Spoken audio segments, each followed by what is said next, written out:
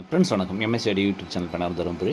நான் உங்கள் நண்பன் முருகன். இன்றைக்கி வந்து பார்த்திங்கன்னா கஸ்டமர் வந்து ஒரு 6 சேனலில் 1 2 3 4 5 6 6 சேனல் போர்டில் ஒரு 2 சேனல் சென்டரில் வந்து 2 சேனல் ஃபால்ட்டு 2 சேனலுக்காக கொடுத்து அனுப்பிச்சிருந்தது. அப்படி இந்த சேனலில் பார்த்திங்கன்னா டோட்டலாகவே எல்லாத்தையும் மாற்றியாச்சு. ஓகேங்களா, இங்கே பாருங்கள் பேக் சைடு கட்டுறேன். இந்த சேனல் பார்த்திங்கன்னா பீசபிள் ரெஜிஸ்டர் 52001943 கெப்பாசிட்டரை தவிர மீது எல்லாத்தையும் மாற்றிட்டேன்.